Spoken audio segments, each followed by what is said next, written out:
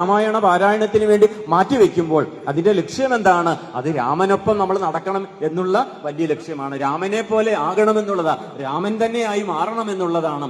അത് ഓർമ്മിപ്പിക്കുന്നതാണ് ഇതിലെ കഥാപാത്രങ്ങൾ. അന്ധകാരാരണ്യമാശുപുക്കിടിനാർ അന്ധനാദാഹവും വർദ്ധിച്ചിതേറ്റവും ശുഷ്ക കണ്ടോഷ്ട താലു പ്രദേശത്തോടും മർക്കട വീരരുണങ്ങി വരണ്ടൊരു ജിഹ്വയോടും നടക്കുന്ന നേരത്തൊരു ഗഹ്വരം തത്ര കാണായി വിധിവശാൽ വല്ലീ തൃണഗണച്ഛന്നമായൊന്നതിലില്ലയല്ലീ ജലം എന്നോർത്തു നിൽക്കുമ്പോൾ ആർദ്രപക്ഷ കൗജ ഹംസാദി പക്ഷികൾ ഊർദ്ദേശേ പറന്നാരതിൽ നിന്നുടൻ പക്ഷങ്ങളിൽ നിന്ന് വീണു ജലഗണം മർക്കടന്മാരും അത് കണ്ടു കൽപ്പിച്ചാർ. ശരിക്കും കുറച്ച് ദിവസമായിട്ട് അവരുടെ യാത്ര ഇങ്ങനെ നടത്തിയാണ്. അവർക്ക് ജലപാനം ഒത്തിരി സൗകര്യം ഉണ്ടാകുന്നില്ല, അല്ലെങ്കിൽ ഭക്ഷണം കഴിക്കാനുള്ള സൗകര്യം അലച്ചിലാണ്. വെയിലാണെങ്കിൽ വെയിൽ, മഴയാണെങ്കിൽ വെയിൽ, അങ്ങനെ അത് നടക്കുമ്പോൾ ഇതിന് വെള്ളം കുടിക്കണമെന്ന് തോന്നിയ അതിനുള്ള സൗകര്യം പോലും ഇല്ലെന്നാണ് പറയുക. ഇവിടെ നോക്കിയിട്ട് കണ്ടില്ല. ജിഹിയോട് നടക്കുന്ന നേരത്താണ് ഒരു ഗഹ്വരം കാണുന്നു, ഒരു കൂട്ട കാണാൻ പറ്റി. അപ്പോഴോ ആ സമയത്ത് എന്താ ചെയ്യുന്നത്? ഇവരുടെ മുകളിലേക്ക്, അല്ലെങ്കിൽ ഇവരുടെ തലയുടെ തലയിലേക്ക് ജലത്തിന്റെ കണങ്ങൾ വന്ന് വീഴുന്നു.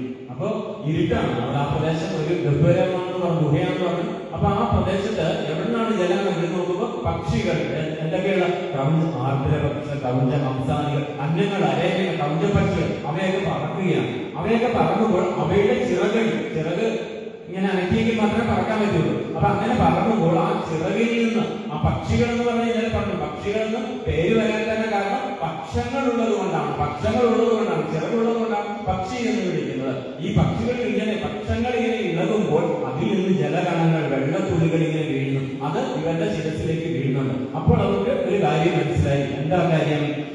നല്ല ജലമതിലുണ്ടെന്ന നിർണയം എല്ലാവരും നാം ഇതിലിറങ്ങിയിടുക. അപ്പൊ ആ അരേഖകളും കൗഞ്ചപക്ഷികളും ഒക്കെ കുളിച്ചിട്ട് അല്ലെ ജലം കണ്ടു കഴിഞ്ഞാൽ പക്ഷികളൊന്നും എന്ന് പറയുമ്പോൾ ചിറകടിച്ച് ആർക്കുമല്ലോ. അങ്ങനെ ചെയ്യുന്നത് മനസ്സിലാക്കിയിട്ട് അവര് എന്ത് മനസ്സിലാക്കുന്നത്? വാനരന്മാര് മനസ്സിലാക്കുന്നത് ഇവിടെ ജലസാന്നിധ്യമുണ്ട്, സാമീപ്യമുണ്ട്, നമുക്ക് ആവശ്യത്തിനുള്ള ദാഹജലം ലഭിക്കും എന്ന് മനസ്സിലാക്കിയിട്ട് എല്ലാവരും അങ്ങോട്ട് ഇറങ്ങാൻ പറയുക. എന്ന് പറഞ്ഞു ഒരു നേരത്ത് മാരുതി മുന്നിലിറങ്ങി ഞാൻ മറ്റുള്ളവர்களுം. ഏതൊരു കാര്യത്തിലും നീ ആദ്യം ഇറങ്ങണം, അല്ലെ അവൻ ഇറങ്ങട്ടെ. ഇങ്ങനെ നമ്മളെന്ത് ചെയ്യും? നമ്മൾ അറിയില്ല, നമ്മളെപ്പോഴും മാറുന്നില്ല, അല്ലെ? ക്ലാസ്സിലാണ് കുട്ടികളെ പഠിക്കുന്നത്, ആരാ നന്നായിട്ട് പാടും? സാറി ഇവൻ വലിയ പാട്ടുകാരനാ, അല്ലെ? അടുത്തിരിക്കുന്നവരെ നോക്കി പറയും അവൻ വലിയ പാട്ടുകാരൻ. പക്ഷെ തന്റെ കാര്യം പറഞ്ഞ് മുന്നോട്ട് വരാനായിട്ട് നമ്മൾ തയ്യാറാകുന്നത്. ഇവിടെ ആ മാരുതി എന്ന് പറയുന്നത്, അല്ലെ, വായു ഭഗവാന്റെ പുത്രനായിട്ടുള്ള ആ ഹനുമാൻ സ്വാമി ചെയ്തു ആദ്യം തന്നെ അറിയാം. അവരിറങ്ങുന്നുണ്ടോ? ഇവരിറങ്ങുന്നുണ്ടോ? തന്റെ നിയോഗമാണ്. കാരണം തന്റെ കയ്യിലാണെന്നുള്ളത്, തന്റെ കയ്യിലാണ് രാമനാമാങ്കിതമായ അംഗീര്യമുള്ളത്. ആ അടയാളവാക്യം സ്വാമി പറഞ്ഞത് തനിക്കാണ്. ആ ബോധ്യമുള്ളത് കൊണ്ട് തന്നെ എന്ത് ചെയ്തു ഹനുമാൻ സ്വാമി? മറ്റുള്ളവരെന്ത് ചെയ്തു നോക്കാതെ ഹനുമാൻ സ്വാമി മുന്നോട്ട് ഒരാൾ അറിയാൻ വേണ്ടി, അല്ലെ, എന്താ പറയുന്നത്? മുമ്പേകനിക്കുന്ന ഗോവ് തന്നെ പിമ്പേകനിക്കും ബഹുഗോക്കള എന്നാ പറയുന്നത്. ഒരാൾ അറിയാൻ പിന്നെ പറയുന്നത് എന്തിനാണെന്ന് അറിയത്തില്ല. അവിടെ എന്തോ കിട്ടുമെന്ന് കരുതി പോവുക. ആരെങ്കിലും ഓടിയ അവിടെ അവിടെ എന്തോ സംഭവം. അയാളുടെ വൈകുന്നേരം വ്യായാമത്തിന് വേണ്ടി ഓടിയതാ, പക്ഷെ എല്ലാവരും പുറകെ ഓടും എന്ന് പറയുന്ന അവസ്ഥ. പക്ഷെ ഇവിടെ ഹനുമാൻ സ്വാമി രണ്ടും കൽപ്പിച്ച് മുന്നിലിറങ്ങി ഞാൻ മറ്റുള്ളവർക്കും പിന്നാലെ തന്നിലിറങ്ങി നടക്കുമ്പോൾ കണ്ണു കാണാൻ ഇരുട്ടുകൊണ്ട് അന്നേരം ഒത്തു കയ്യിൽ പിടിച്ചാകുലാൻ ഇന്നതയോടും നടന്നു പോയി.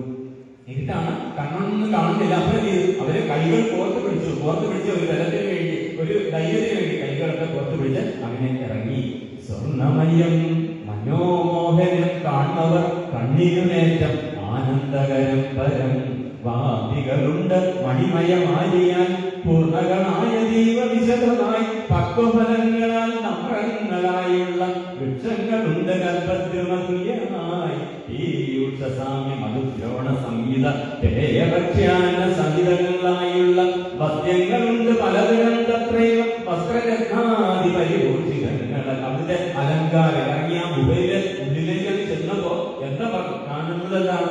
ദേവലോകത്തിന്റെയൊക്കെ കാര്യം പറയുന്ന പോലെ എല്ലാവിധ അലങ്കാരങ്ങളുമായി. ഭക്ഷണത്തിന് വേണമെങ്കിൽ ഭക്ഷണം, അലങ്കാരങ്ങൾക്ക് വേണമെങ്കിൽ അലങ്കാരങ്ങൾ, ഫലമൂലാദികൾ വേണമെങ്കിൽ അത് എല്ലാം ഇങ്ങനെ കാണുന്ന ഒരു എന്താ പറയുക, തേനൊക്കെ നിറച്ചു വെച്ചിരിക്കുന്ന കൽപ്പവൃക്ഷങ്ങൾ എന്ന് പറയുന്ന, കൽപ്പവൃക്ഷങ്ങൾ എന്ത് വേണമെങ്കിലും ഇരിക്കും എന്ന് എന്ന് പറയുന്ന പോലെ പ്രത്യേകമായിട്ടുള്ള ഒരു ഇടത്തിലേക്കാണ്, ഈ ഗഹ്വരത്തിലേക്ക്, ഗുഹയിലേക്ക് അവർ ഇറങ്ങിയത്. മാനസമോഹനമായ ദിവ്യസ്ഥലം മാനുഷവർജിതം ദേവഗേഹോപം. മാനുഷവർജിതം, ആരും അവിടെ കാണാൻ, ജീവിയുടെ മറ്റു ജീവികൾ ഇവർ ഇറങ്ങിച്ചെന്ന ഈ കവികളെയല്ലേ. മനുഷ്യനിലൂടെ പറഞ്ഞിരിക്കുമ്പോൾ ജീവികൾ എന്നുള്ള അർത്ഥത്തില്ല, മനുഷ്യർക്ക് മാത്രമല്ല. അപ്പോ ഈ കവികൾ അല്ലാതെ, ഇറങ്ങി തിരിച്ച കവികളല്ലാതെ മറ്റാരുമില്ല. എങ്ങനെയുള്ള സ്ഥലമാണ്? ദേവഗേഹോപമം, ആ സ്വർഗം പോലെ സുന്ദരമാണ്. മനുഷ്യരില്ല ഇവിടെ. തത്രകേഹേ മണികാഞ്ചനവിഷ്ടരേ, ചിത്രാകൃതി കൊണ്ട് കണ്ടാരൊരുത്തിയൻ. അവിടെ വളരെ രത്നസിംഹാസനം എന്ന് പറയുന്ന പോലെ ആ സിംഹാസനത്തില് ആരെ കണ്ടു? ചിത്രാകൃതി കൊണ്ട് വളരെ വളരെ മനോഹരിയായിട്ടുള്ള ഒരു രൂപത്തെ കണ്ടു, ഒരു യോഗിയെ കണ്ടു എന്ന് പറയാം. യോഗം ധരിച്ചു ജടാവൽക്കലം പോന്ന യോഗീരിച്ചല ധ്യാനനിരതയായി പാവകജ്വാല സമാപകലർന്നതി പാവനയായ മഹാഭാഗയെ കണ്ടു. ഒരു യോഗിനി ഇങ്ങനെ ഇരിക്കുന്നു. ഏത്?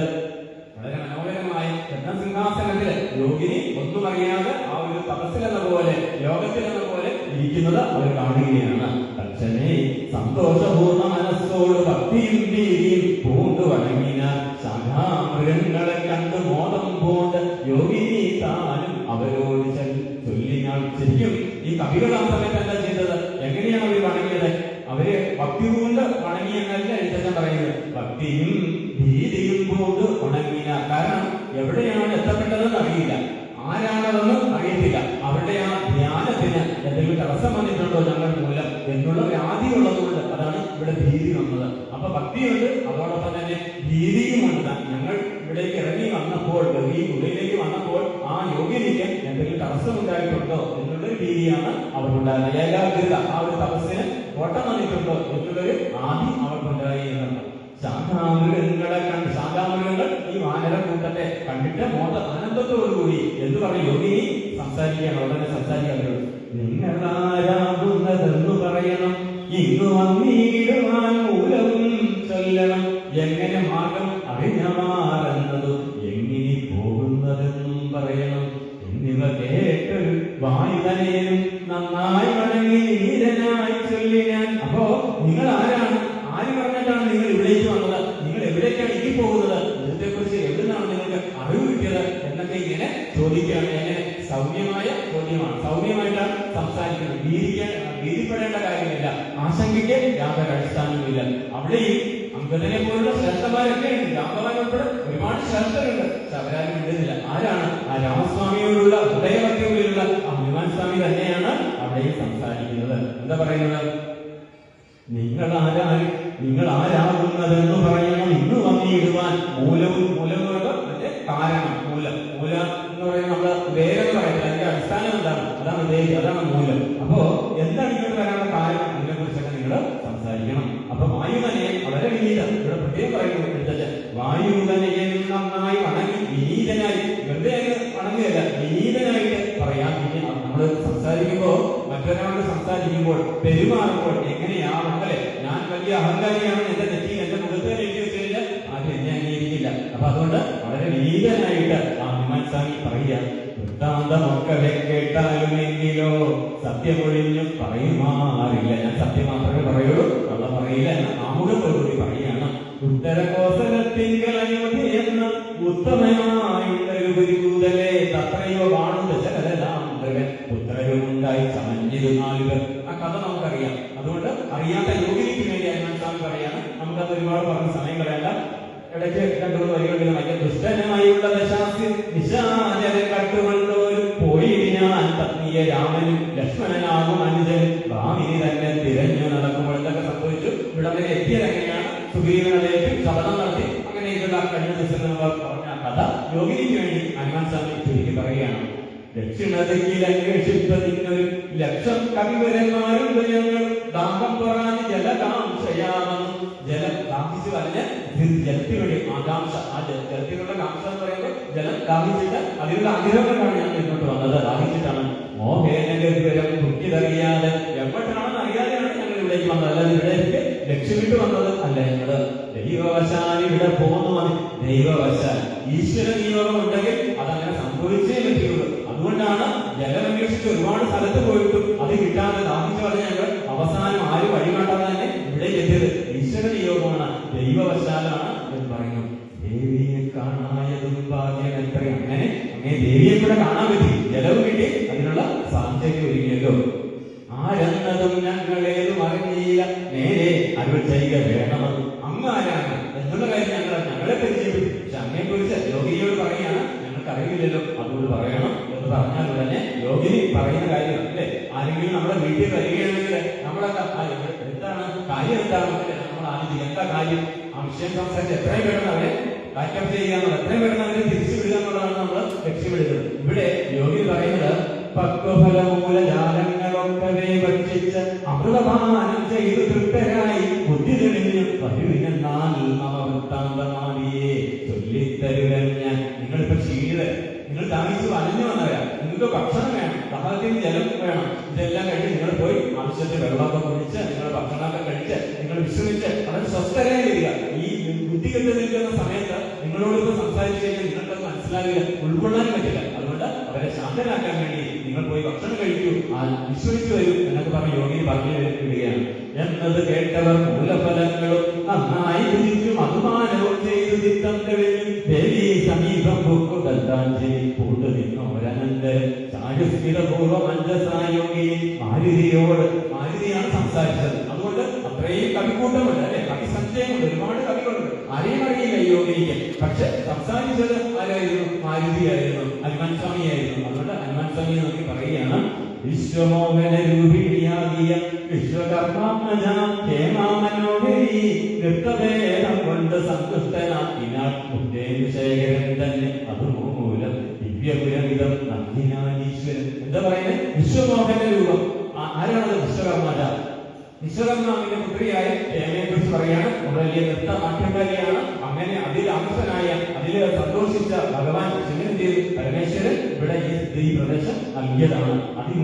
അതുമൂലം ദിവ്യപുരമിതം അഗ്നിജ്ഞാനീശ്വരൻ ദിവ്യ സംവത്സരനാം അമിതായുധം ഉത്സവം കൊണ്ട് വസിച്ചാണിതത്തിൽ. എത്ര വർഷം പറയാൻ പറ്റില്ല, ആയിരക്കണക്കിനോ 10,000 വർഷങ്ങൾ അങ്ങനെ കഴിഞ്ഞുപോയി. തത്സഹി ജ്ഞാനികം നാമ്യാസ്വയം ക്രമാ സന്തതം മോക്ഷമഭേദിച്ചിരിപ്പൊരു ഗന്ധർവപുത്രി സദാവിഷ്ണുതം. ആ ഹേമ എന്ന് പറയുന്ന ആരുടെ പുത്രിയാണ്? വിശ്വകർമാവിന്റെ. വിശ്വകർമാവിന്റെ പുത്രിയായ ഹേമയുടെ സഖിയാണ്, കൂട്ടുകാരിയാണ്, ചങ്ങാതിയാണ് ഞാൻ. എന്റെ പേരെന്താണ്? എന്റെ പേര് സ്വയംഭ്രമ എന്ന് പറയുന്നത്. സ്വയംഭ്രമ എന്ന് പറയുന്ന യോഗിനി ഇത്ര നേരം പറയാ പരിചയപ്പെടുത്തുകയാണ്. എന്റെ പേര് സ്വയംഭ്രമയാണ്. സന്തതം മോക്ഷം അപേക്ഷിച്ചിരിപ്പൊരു. ഞാനിവിടെ ഇതിനു വേണ്ടിയിട്ടാണ് ഇരിക്കുന്നത്. മറ്റെല്ലാം വെടിഞ്ഞ് മോക്ഷം. എന്താ മോക്ഷം? മോഹസ്യ ക്ഷയം മോക്ഷം എന്നാ പറയാം. എല്ലാ മോഹങ്ങളും തീർന്നു അല്ലെ, എല്ലാ മോഹങ്ങളും തീർന്നു. അപ്പൊ അമ്മയോട് ചോദിക്കുക, അമ്മൂമ്മ 80 കഴിഞ്ഞാൽ അല്ലെങ്കിൽ 90 കഴിഞ്ഞാൽ 95 കഴിഞ്ഞാൽ അമ്മൂമ്മയുടെ ചെയ്യുമോ? ഒരു മോഹവും ഇല്ല എന്റെ മോനെ, പോകാൻ കഴിയണം. എപ്പോ കഴിയും? പക്ഷെ ഒരു കാര്യം, എന്റെ പേരക്കിടാവിൽ ഒരു കുഞ്ഞുണ്ടാക്കി അവന്റെ ആ കുഞ്ഞിക്കാലം കൂടി കണ്ടിട്ട് ഞാൻ പോയിക്കോളാം എന്ന് പറയുന്നത് പോലെ അല്ല. എല്ലാ മോഹങ്ങളും നീ ഒരു മോഹവും ഇരിക്കില്ല എന്ന് പറയുന്ന ആ ഒരു അവസ്ഥയിലാണ് ഈ ആരാണ് ഇവിടെ ഇരിക്കുന്നത്? ഇവിടെ ശരിക്കും സ്വയംപ്രഭ എന്ന് പറയുന്ന യോഗി.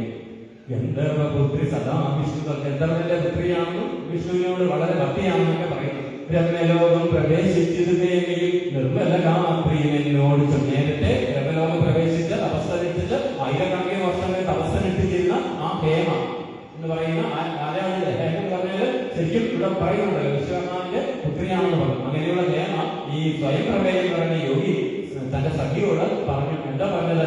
സന്തതം നീ തപസ്സം ചെയ്തിരിക്കടോ, ജന്തുക്കളത്ര വരികയും ഇല്ലല്ലോ. ഇവിടെ ഏകാന്തമാസമാണ്. ഇവിടെ തപസ്സനുഷ്ഠിച്ചാൽ പുറത്തു നിന്നുള്ള ആരുടെയും ശല്യമില്ല, ബാഹ്യശക്തികളൊന്നും ഇടപെടലില്ല.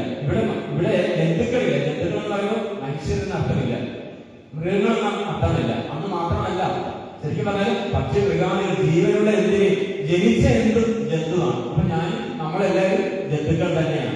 നമ്മൾ വിചാരിക്കും മനുഷ്യൻ ഏറ്റവും ശ്രേഷ്ഠം, അങ്ങനെയല്ല. ഇവിടെ എന്തൊക്കെ ജനിച്ചിട്ടുണ്ടോ അതെല്ലാം ജന്തുക്കൾ. ഇവിടെ എന്തിനൊക്കെ ജീവനുണ്ട് അതെല്ലാം ജീവികൾ. ഇവിടെ എന്തൊക്കെ ഭവിച്ചിട്ടുണ്ടോ അതെല്ലാം ഭൂതങ്ങൾ എന്നാണ് ആചാര്യന്മാർ പറഞ്ഞു തന്നിട്ടുള്ളത്. അപ്പൊ അതുകൊണ്ട് ആ ഹേമ എന്ന് പറയുന്ന വിശ്വകർമാവിന്റെ പുത്രിയായിട്ടുള്ള ഹേമ ഈ തന്റെ സഖിയായിട്ടുള്ള സ്വയംപ്രഭയോട് പറഞ്ഞു. എന്താ പറഞ്ഞത്? വിഷ്ണു നാരായണൻ ഭുവിജാതനായും ദശരഥപുത്രനായി സൽക്കരിച്ചിടും ദശാന്തരെ ശ്രീരാമപത്നിയെ കണ്ടുകൊള്ളു മതി ക്രൂരനായിടും ദശാനനക്കാലം ജാനകി ദേവിയെ അന്വേഷണത്തിനായി വാനരന്മാർ വരും നിങ്കുകാമന്തിരെ സൽക്കരിച്ചിടവരെ പ്രീതി കൂട്ട് നീ മക്കളന്മാർക്ക് ഉപകാരവും ചെയ്തു പോയി ശ്രീരാമദേവനെ കണ്ടുവണങ്ങുക. നീ അവർക്ക് അങ്ങനെ അന്വേഷിച്ച് സീതാദേവിയെ അന്വേഷിച്ച് ത്രൈരാജ്യത്തിൽ വരുന്ന കവിവരനെയെ സത്കരിക്കുക, അവർക്ക് വേണ്ടതെല്ലാം നൽകുക. അതിനുശേഷം എന്ത് നിനക്ക് മോക്ഷത്തിന്റെ പദമാകുന്നു, മോക്ഷത്തിന്റെ സമയമാകും, ഈ ശ്രീരാമദേവനെ കാണാൻ പോവുക എന്ന് കേമ നേരത്തെ പറഞ്ഞിരുന്നു എന്നുള്ള കാര്യം ഇവിടെ ഹനുമാൻ സ്വാമിയോട് എന്ന നിലയിൽ ഈ കവിസഞ്ചയത്തോടെ കവികളുടെ കൂട്ടത്തോട് ഇവിടെ സ്വയംപ്രഭ പറയുന്ന യോഗി പറയാം. ശ്രീരാമദേവനെ കണ്ടു വണങ്ങുക നാരായണ സ്വാമി സാക്ഷാൽ നാരായണനാണ്, സാക്ഷാൽ മഹാവിഷ്ണു തന്നെയാണ്. രാമൻ അവതാരമൊന്നുമല്ല, ശരിക്കും സാക്ഷാൽ നാരായണനാണ് എന്ന് പറഞ്ഞിട്ടുണ്ടായിരുന്നു. ഭക്തിയാ പരനെ സ്തുതിച്ചാൽ വരുന്നവ മുക്തിപദം യോഗി യജ്ഞം സനാതനമായി നശിക്കാത്ത എന്ന് നിലനിൽക്കുന്ന ആ മോക്ഷപദവിയിലേക്ക് നിനക്ക് ഉയരാനായിട്ട് സാധിക്കും എപ്പോൾ ആ ശ്രീരാമേന്ദ്ര ദേവന്റെ അടുക്കിലേക്ക് നീ പോയാൽ. ആകയാൽ ഇപ്പൊ ഇനി കേവ പറഞ്ഞ വാക്കുകൾ പറഞ്ഞതിന് ശേഷം ഇപ്പോ എന്ത് ചെയ്യാം, ഈ സ്വയംപ്രഭ പറയുക, സ്വയംപ്രഭയുടെ വാക്കുകളാണ് ഇങ്ങനെ. ആകയാൽ അതുകൊണ്ട് ഞാൻ ഈ ശ്രീരാമദേവനെ വേഗേന കണ്ടതിനായി കൊണ്ടുപോകുന്നു നിങ്ങളെ നേരെ പെരുവഴി കൂട്ടുവൻ. നിങ്ങളെല്ലാവരും കണ്ണടച്ചീടിൻ ചിത്തം തെളിഞ്ഞവർ കണ്ണടച്ചീടിന സത്വരം പൂർവസ്ഥിതാടലിത്. എവിടെ നിന്നാണോ ഈ ഗുഹയിലേക്ക് വന്നത്, ഇത് തിരിച്ചുപോകാൻ വഴി അറിയില്ല, ഇരുട്ടാണ്. അപ്പൊ ആ സമയത്ത് ഈ സ്വയംപ്രഭ പറഞ്ഞു നിങ്ങളെല്ലാവരും കണ്ണടിച്ചോളൂ, ഞാൻ നിങ്ങളെ എവിടെ എത്തിച്ചോളാം എന്ന് പറഞ്ഞു. അതനുസരിച്ച് അവരെല്ലാം കണ്ണടിച്ചു. എവിടെ നിന്നാണോ ഈ ഗുഹയിലേക്ക് കടന്നു വന്നത് ആ വഴിയിലേക്ക് അവരെ എത്തിച്ചു, സ്വയംപ്രഭ എത്തിച്ചു. അതിനുശേഷം യോഗിനിയും ഗുഹമാസം ഉപേക്ഷിച്ച യോഗേശ സന്നിധി ഗുഹാളവികൃതം ലക്ഷ്മണ സുഗ്രീവ സേവിതനാകിയ ലക്ഷ്മീശനെ കണ്ട് കൃത്വാ പ്രദക്ഷിണം പത്യാ സകദ്ഗതം രോമാഞ്ച സംഗീതം ബഹുവിധം. ശ്രീരാമന്റെ പേരുടെ അടുക്കലെത്തി നമസ്കരിക്കേണ്ട അത്രയും എത്രയോ കാലമായി കാത്തിരിക്കുക, അത്രയും നമസ്കരിച്ചു. എന്നിട്ട് ദാസീതവാദം രഘുപതേ രാജേന്ദ്ര വാസുദേവ പ്രഭുരാമ ദയാനിധേ കാണതിനായി കൊണ്ടുവന്നേ ഇവിടെ ഞാൻ സാമ്യമില്ലാതെ ജഗൽപതേ ശിവതേ ജ്ഞാനമേകായിരം സംവത്സരം തവം ധ്യാനേന നിത്യം തപസ്സു ചെയ്തീടിനെ. തന്റെ കഥ ഇപ്പോ ഈ ഹനുമാൻ സ്വാമിയോടും മറ്റുള്ള കവിസഞ്ചയത്തോടും എന്താണ് പറഞ്ഞത്, അത് ശ്രീരാമചന്ദ്രദേവനെ അറിയിക്കുകയാണ്. എങ്ങനെയൊക്കെയാണ് ഞാൻ ഇവിടെ വരെ എത്തി അങ്ങനെ കാണാമെന്നത് അതിനെക്കുറിച്ച് പറയും. അതിനുശേഷം ശ്രീരാമചന്ദ്രദേവനെ സ്തുതിക്കുകയും ചെയ്യാം. ശ്രീരാമ മോക്ഷൈക ദർശനം കേവലം ജന്മമരണഗീതി രാമദർശനം സന്മാർഗ ദർശനം വേദാന്ത ദർശനം പുത്രകളത്ര മിത്രാഫലിഭൂതികൾ എത്രയും ഗർഭിതരായുള്ള മനുഷ്യർ രാമരാമേരി ജപിക്കയില്ലെന്നുമേ രാമനാമമേ ജപിക്കായി വരേണേ. ഈ കുടുംബബന്ധങ്ങളിൽ പെട്ടുപോകുന്നവർ മായയുടെ വലിയ കുടുംബത്തിൽ കുടുംബബന്ധങ്ങളിൽ പെട്ടുപോകുന്നവര് അറിയുക എന്ന് ഈ കുടുംബം എന്നോടൊപ്പം ഉണ്ടാവില്ല, അല്ലെ ആ ഭഗവാൻ അല്ലെങ്കിൽ ആ അമ്മ മാത്രമേ എന്നും എന്റെ കൂടെ ഉണ്ടാവുകയുള്ളൂ എന്നാൽ സത്യം എന്നുള്ള പരമാർത്ഥം യാഥാർത്ഥ്യമാരാണ് തിരിച്ചറിയുന്നത്. അവര് സമയം കിട്ടുമ്പോൾ രാമ രാമ രാമ എന്ന് വിളിക്കും, അല്ലെ അമ്മേ അമ്മേ എന്ന് വിളിക്കും. പക്ഷെ അല്ലാത്തവരും അവർക്ക് ഒരിക്കലും നാവിൻകുള്ളിലേക്ക് ആ നാമം വരില്ല എന്നുള്ള സത്യം. രാമരാമേരി ജപിക്കയില്ലെന്നുമേ രാമനാമമേ ജപിക്കായി വരേണമേ. എനിക്ക് ആ നാമം ജപിക്കാൻ എപ്പോഴും അങ്ങയുടെ നാമം ജപിക്കാൻ എനിക്ക് എപ്പോഴും സാധിക്കണമേ എന്ന് പറഞ്ഞിട്ട് പറയാ. പിന്നെ നിനക്കൊഴിഞ്ഞാക്കറിഞ്ഞിടാം രാമനോട് ഭഗവാനോട് പരമാത്മാവിനോട് ഏകനും അദ്വൈനും അങ്ങേനും ഒക്കെ ആയിട്ടുള്ള ആ ശ്രീരാമചന്ദ്രദേവനോട് പറയുകയാണ് അങ്ങയെ അങ്ങക്കല്ലാതെ മറ്റാർക്കാണ് തിരിച്ചറിയാൻ കഴിയുക എന്ന് ചോദിക്കുക. ചിത്തേ രൂപിക്ക് എന്തറിയാമതും ജന്മാക്കൾ കാണുന്നു ചിന്മയനായ ഭവനരഹിതം. മറ്റുള്ളവരെ പല രൂപത്തിൽ കാണുന്നു, പല ഭാവത്തിൽ കാണുന്നു, പലതും തമ്മിൽ നടക്കുന്നു. എന്താ പറയുക, യോഗീന്ദ്രന്മാർ ഒരു തരത്തിൽ പറയുന്നു, മറ്റേ മുനിശ്രേഷ്ഠന്മാർ മറ്റൊരു തരത്തിൽ പറയുന്നു, സാധുക്കൾ ഇങ്ങനെ വ്യത്യസ്തരായിട്ടുള്ളവരെല്ലാം അതിനെക്കുറിച്ച് പറയുന്നതാണ്. ഒന്ന് ചുരുക്കി പറയാം. ജാതനായി കർമ്മങ്ങൾ ചെയ്യുന്നതും ഭവാൻ മേലി തന്നിൽ വിചിത്ര വേഷത്തോടും ജാതനായി കർമ്മങ്ങൾ ചെയ്യുന്നതും ഭവാൻ ഭക്തരായുള്ള ജനങ്ങൾക്കു നിത്യവും കൊൽക്കഥാപീയൂഷ മാനസിദ്ധിക്കുന്ന ചൊല്ലുന്നിതു. ചിലർ പറയുന്നു അങ്ങ് ഈ കഥാശ്രവണം അല്ലെങ്കിൽ കഥ കേൾപ്പിക്കുക കേൾപ്പിച്ചുകൊണ്ടേയിരിക്കും, തന്റെ ഭക്തന്മാർക്ക് ഈ കഥ കേൾപ്പിച്ചുകൊണ്ടേയിരിക്കുകയാണെന്ന് എന്ന് ചിലർ പറയുന്നു. മറ്റു ചിലരിക ചൊല്ലുന്നിതു ഭൂപതി തങ്ങളുടെ പോലെ തപോബല സിദ്ധയെ നിർണയമെന്നും. ആ ദശരഥന്റെ തപോബല സിദ്ധി ഉണ്ടല്ലോ, ആ സിദ്ധി ശരിക്കും പറഞ്ഞാൽ അതിന്റെ ഫലമാണ് എന്ന് ചിലർ പറയുന്നു. മറ്റു ചിലരെന്താ പറയുന്നത്? മൈഥിലി ഭാഗ്യ സിദ്ധി, മൈഥിലിയുടെ സാക്ഷാൽ സീതാദേവിയുടെ ഭാഗ്യമാണ്, അതുകൊണ്ടാണ് അന്ന് ഇവിടെ അവതരിച്ചത് എന്ന് ചിലർ പറയുന്നു. പിന്നെ വംശമൊടുക്കുവാൻ മത്തിനായി വന്നു പിറന്നിത് നിർണയം പൃഥ്വിയിലെന്ന് ചിലർ പറയുന്നു. ചിലർ പറയുന്നു ആ രാക്ഷസ വംശമുണ്ടല്ലോ അത് അതിന്റെ മൂലത്തോടെ വേരോടെ ഇല്ലാതാക്കാൻ രാവണനെ പോലെ അതിനു വേണ്ടിയിട്ടാണ് അന്ന് വന്നത് എന്ന് ചിലർ പറയുന്നു. ഭൂപാലപുത്രനായി വന്നു പിറന്നത് ഭൂപാലനാശത്തിൽ എന്ന് ചിലർ എന്താ പറയുന്നത്? ഗോവിന്റെ രൂപം പ്രാപിച്ചിട്ടാണ് ഭൂമി തേടി ബ്രഹ്മാവിന്റെ അടുക്കൽ വന്നിട്ട് രാവണനെ പോലുള്ള അധർമ്മികളുടെ അക്രമികളുടെ അന്യായം കാട്ടുന്നവരുടെ എന്താ പറയണ്ടേ പ്രവൃത്തി കൊണ്ട് ക്രൂരത കൊണ്ട് ജീവിക്കാൻ പറ്റുന്നില്ല, താങ്ങാൻ പറ്റുന്നില്ല. ഈ ഭാരം എന്തിന്റെ? ക്രൂരതയുടെ, അധർമ്മത്തിന്റെ, അന്യായത്തിന്റെ ഭാരം താങ്ങാൻ പറ്റുന്നില്ല എന്ന് പറഞ്ഞപ്പോഴാണ് ഭഗവാൻ അവതരിക്കുന്നത് അല്ലെ. അപ്പോ ഇവിടെ ചിലർ അങ്ങനെ പറയുന്നു. അപ്പൊ ഇവിടെ ഭഗവാന് വ്യത്യസ്ത രൂപത്തിൽ, ഓരോരുത്തരും വ്യത്യസ്ത രൂപത്തിൽ കാണണം. അതിനെ കുറിച്ചാണ് പറയുന്നത്. യാതൊരുത്തൻ കഥകൾ ചൊല്ലുന്നതും ആദരവോട് കേൾക്കുന്നതും നിത്യമായി മുഴുവൻ പവാകവത്തെ കടന്നിടുവോൻ കാണാം അവന് പാദപങ്കേറും. അങ്ങയുടെ പാദങ്ങൾ എല്ലാവർക്കും കാണാൻ പറ്റാത്ത ആ ബ്രഹ്മാവും അതോടൊപ്പം തന്നെ എന്താ പറയുക രുദ്രനും ഒക്കെ ഒന്ന് കാണാൻ കൊതിക്കുന്ന അങ്ങയുടെ പാദങ്ങളുടെ ആ പത്മങ്ങളുണ്ടോ, പാദമാകുന്ന പത്മങ്ങളുണ്ടല്ലോ, ആ പത്മം കാണുക എന്ന് പറയാൻ എന്തുകൊണ്ട് സാധിക്കും? ആദരവോടെ അങ്ങയുടെ കഥകൾ കേൾക്കുക, ആ നാമം മനസ്സിൽ ഉറക്കുക. അങ്ങനെ ചെയ്യുന്നവർക്ക് തീർച്ചയായും ഈ ഭവാർണവത്തെ, ഈ സംസാര സാഗരമാകുന്ന നമ്മുടെ നിത്യജീവിതത്തെ, ഈ ജീവിതത്തെ അതിലംഘിക്കാൻ പറ്റും, അക്കരെ കടക്കാൻ പറ്റും അല്ലെ. ഭവാദിക്ക് അല്ലെ, ആ ഭവാദി എന്ന ഗുരുദേവൻ പറയുന്നത് തന്നെ ഭവാദി ഇത് ഈ ഭവസാഗരം കടക്കാനുള്ള വഞ്ചിയാണ് എന്ന് ജഗദശകത്തില് ഗുരുദേവൻ പറയുന്നത് പോലെ എങ്ങനെയുള്ള വണ്ണം അറിഞ്ഞിരുന്നത് എങ്ങനെ ചൊല്ലി സ്തുതിക്കുന്നത് മകം. എങ്ങനെയാണ് ഞാൻ സ്തുതിക്കേണ്ടത്? ഇത്ര മനോഹരമായ, കണ്ടാൽ എത്ര പറഞ്ഞാലും ധരിക്കാനാവാത്ത സൗന്ദര്യത്തിന്റെ അല്ലെ മൂർത്തിയായിട്ട് അങ്ങനെ ഞാൻ എന്ത് പറഞ്ഞാൽ സ്തുതിക്കേണ്ടതെന്ന് ചോദിക്കുക. സന്തുഷ്ടനായേനകം തവ ഭക്തി കൊണ്ടെന്തോ മാനസേ. ഇവിടെ ഈ സമയത്ത് ഇതെല്ലാം കേട്ടപ്പോൾ രാമചന്ദ്രൻ, ശ്രീരാമചന്ദ്രദേവൻ തിരിച്ച് മറുപടി പറയുകയാണ്. ഇതൊക്കെ കേട്ടപ്പോൾ പറയാ സന്തുഷ്ടനായി അപ്പം എനിക്ക് വളരെ സംതൃപ്തിയായി. കാരണം ഒരു ഭക്ത ഇങ്ങനെയൊക്കെ പറഞ്ഞു കേൾക്കുമ്പോൾ സ്വാഭാവികമായിട്ടും ഉള്ളിൽ ആനന്ദമുണ്ടാവും. എന്താണ് ആഗ്രഹം? തുറന്നു പറഞ്ഞോളൂ. ഇന്ന് വന്നു മമകാംക്ഷിതമൊക്കെ എത്ര കുറ്റാമി വസിക്കലും തൊൽപാദഭക്തി ഇളക്കമുണ്ടാകാതിരിക്കണം. അപ്പൊ യോഗിനെ ആവശ്യപ്പെടുന്നത് എനിക്ക് അപ്പുറത്ത് ഇങ്ങോട്ട് മാറി ചേർത്തല ടൗണിൽ അല്ല അങ്ങോട്ട് കുറച്ച് മാറി അരൂർ ടൗണിൽ 10 സെന്റ് സ്ഥലം ഒരു വീട് വെച്ചേർന്നു എന്നല്ല ആവശ്യപ്പെടുന്നത്. പറയുന്നത് അങ്ങയുടെ ഭക്തി ഉണ്ടല്ലോ, ഒരിക്കലും ഇളങ്ങാത്ത ഭക്തി എന്റെ ഹൃദയത്തിൽ ഉണ്ടാവട്ടെ എന്നാണ് ആവശ്യപ്പെട്ടത്. ഭക്തിക്ക് ഇളക്കമുണ്ടാകാതിരിക്കണം. പാദഭക്തവൃത്തിയേഷു സംഘം മുതൽ ഉൾപൂവിലെപ്പോഴും ഉണ്ടാകുകയും പാദ ഭക്തവൃത്തിയേഷു അങ്ങയുടെ പാദപത്മങ്ങൾക്ക് സേവകനായിട്ടുള്ളവരുടെ കൃത്യന്മാരുടെ സേവകനാകാൻ അവരുമായിട്ട് എനിക്ക് സംഘം ഉണ്ടാകണം. എന്റെ സംഘം ഉത്സംഗമാകരുത്, സത്സംഗമായിരിക്കണം. ആ നന്മയുള്ളവരുമായിട്ട്, മൂല്യങ്ങളെ കീർത്തിപ്പിടിച്ച് ജീവിക്കുന്നവരുമായിട്ട്, അങ്ങനെയുള്ള ഭക്തന്മാരുമായിട്ട് എന്തുണ്ടാകണം? എനിക്ക് സംഘം, ആത്മബന്ധം ഉണ്ടാവാനായിട്ട് അനുഗ്രഹിക്കണമേ. പ്രാകൃതന്മാരാം ജനങ്ങളിൽ സംഗമം, പ്രാകൃതന്മാരാം ജനങ്ങളിൽ സംഗമമേകതാ സംഭവിച്ചീകായിക മാനസ. ഈ ലോകമാണ് ഏറ്റവും വലുതെന്ന് കരുതി അതിനെ മാറോട് ചേർത്ത് പിടിച്ച് യഥാർത്ഥ ഭഗവാനെ, അമ്മയെ തിരിച്ചറിയാതെ നടക്കുന്ന അവരുടെ പ്രാകൃതന്മാർ. അവരാണ് പ്രാകൃതന്മാർ. അവരേതാ? അവര് കാട്ടുവാസികളെക്കാൾ കഷ്ടമാണ്. ഒരിക്കലും അവരുമായി എനിക്കൊരു സംഘം ഉണ്ടാകരുത്, എനിക്കൊരു ബന്ധമുണ്ടാകരുത്, അവരെ കാണാൻ തന്നെ കഴിയരുത്, അവരുടെ അടുക്കിലേക്ക് പോകാൻ എന്റെ കാലുകളെ അനുവദിക്കരുത് എന്നൊക്കെയുള്ള പ്രാർത്ഥനയാണ് അവർക്ക് വരിക.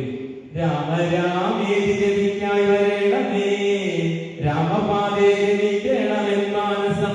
ഓരോ അല്ലെ നമ്മളെല്ലാം രാമന്മാരാ, നമ്മളെ രാമന്മാർ. എന്തുകൊണ്ട്? രാമൻ ജപിക്കുന്നവനാണ്, ആനന്ദത്തിലിരിക്കുന്നവനാണ് രാമൻ, മറ്റുള്ളവർക്ക് ആനന്ദം നൽകുന്നവനാണ് രാമൻ. അങ്ങനെയുള്ള നമ്മൾ തന്നെയാണ് രാമൻ. ഇവിടെ പറയുകയാണ് രാമരാമേതി എപ്പോഴും ജപിക്കാൻ. അങ്ങനെ ജപിച്ചാൽ രാമൻ തന്നെയായി മാറും. രാമരാമേതി ജപിക്കായി വരേണമേ, രാമപാദേ ജപിക്കണമെൻ മാനസം അല്ലെ.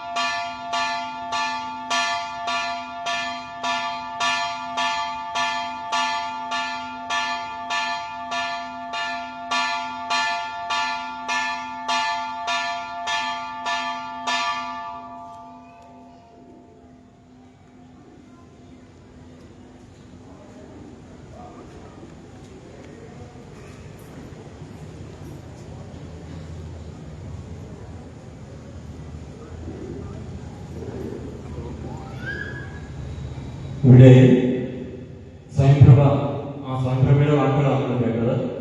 ഭഗവാന്റെ നാമം എപ്പോഴും തന്നെ നാവിലുണ്ടാകണം, ഭഗവാന്റെ പാദപത്മങ്ങൾ ഇളക്കം തട്ടാതെ എപ്പോഴും തന്നെ ഹൃദയത്തിലുണ്ടാകണം, അതിനെ ബന്ധിക്കണം, ആ പാദപത്മങ്ങൾ കൊണ്ട് എന്റെ ഹൃദയത്തെ ബന്ധിക്കണം എന്നുള്ള പ്രാർത്ഥനയാണ് തീർച്ചയായും ആ സ്വയംപ്രഭയ്ക്ക് ഉണ്ടായിരുന്നത്. ശോഭിതരൂപം വസിക്കമേ മാനസേ മറ്റെനിക്കേതുമേ വേണ്ട വരം വിഭോ. നിങ്ങൾക്ക് എന്താ വേണ്ടത്? എന്നെ ഒരുപാട് സ്തുതിച്ച നിന്നോട് ഞാൻ ചോദിക്കും, നിങ്ങൾക്ക് എന്താ വേണ്ടതെന്ന് രാമൻ ചോദിച്ചു പറയുക, എനിക്ക് മറ്റൊന്നും വേണ്ട, എനിക്ക് അങ്ങയിൽ എന്താ പറയണ്ടേ, ആ കെടാവിളക്ക് പോലെ, ആ ദീപം പോലെ എന്റെ മനസ്സിൽ അങ്ങ് തെളിഞ്ഞു നിന്നാൽ മതി, അങ്ങയുടെ നാമം ജപിക്കാൻ കഴിഞ്ഞാൽ മതി, പിന്നെ എനിക്ക് എന്താ വേണ്ടത്? മറ്റെനിക്കേതുമേ വേണ്ട വരം വിഭോ പറ്റായില്ല നിസ്സംഗം ഒരിക്കലും ദുസ്സംഗം. നേരത്തെ പറഞ്ഞു വേദാസംഗമം, ഭഗവാന്റെ പാദപത്മങ്ങളിൽ സേവകരായിട്ടുള്ളവരുമായിട്ടുള്ള ബന്ധമാണ് എനിക്കുള്ള ആത്മബന്ധം. മതി എനിക്ക്. ദുസ്സംഗം ഉണ്ടാകരുത്, ദുർജനങ്ങളുടെ ബന്ധം എനിക്ക് ഒരിക്കലും ഉണ്ടാകരുത്, ഉത്സംഗം ഉണ്ടാകരുത്, ഉത്സംഗ പ്രവൃത്തികൾ ചെയ്യുന്നവരുമായി എനിക്ക് ബന്ധം ഉണ്ടാകരുത് ഭഗവാനെ. ശ്രീരാമദേവൻ അത് കേട്ട് അവളോട് ചാരു മന്ദസ്മിതം പുണ്ടരുളി ചെയ്തു. എന്താ പറയുക? ഏവം ഭവിക്കു മഹാഭാഗേ ദേവി പോകശ്രമസ്ഥലെ തത്രൈവ നിത്യം എന്നെ ധ്യാനവും ചെയ്ത് മുക്വാകളേകരം പഞ്ചഭൂതാത്മകം ചേരുമെങ്കിൽ പരമാത്മനി കേവലേ തീരും ജനന മരണ ദുഃഖങ്ങളും.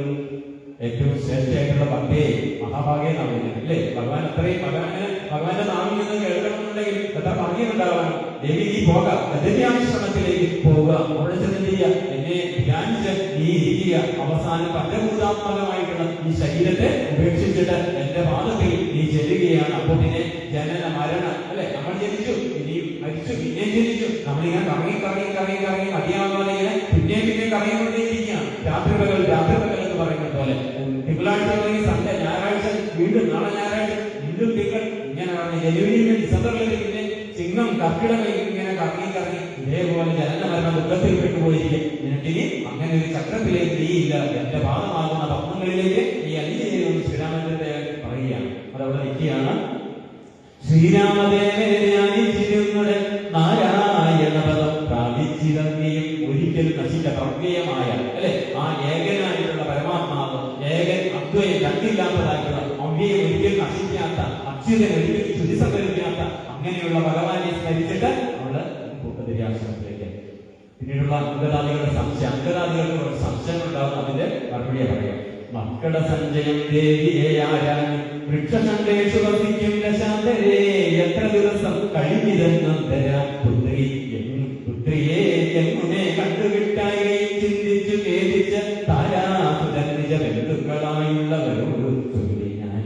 താരാസുരൻ താരയുടെ പുത്രനായ ബാലിയുടെ പുത്രനായ അംഗദൻ ഇവരോടൊപ്പം അല്ലെ. അംഗദൻ അങ്ങനെ പ്രത്യക്ഷത്തിൽ വന്നില്ല, ഹനുമാൻ സ്വാമിയാണ് ഇവരെ മുന്നോട്ട് വന്നത്. പക്ഷേ തന്റെ ഉള്ളിലുള്ള സംശയം, തന്റെ ഉള്ളിൽ തോന്നുന്ന ആദി, തന്റെ ഉള്ളിലെ ആകുലത അത് തനിക്കൊപ്പമുള്ള കവിവരന്മാരോട് പങ്കിടുകയാണ് അംഗദൻ. പാതാളങ്ങൾ പുഴക്കുന്നു നടന്നു നാം ഏതു മറിഞ്ഞീലവാസരം പോയതും മാസമതീതമായി വന്നത് നിർണയം ഭൂസുതയെ കണ്ടറിഞ്ഞതും രാജനിയോഗം അനുഷ്ഠിയാതെ രാജധാനിക്ക് നാം ചെല്ലുകിലന്നുതാൻ നിഗ്രഹിച്ചിടും അതിലില്ല സംശയം സുഖീർവ ശാസനം നിഷ്ഫലമായി വരാൻ. നിങ്ങൾ പോയിട്ട് എത്ര ദിവസം കൊടുത്തത്?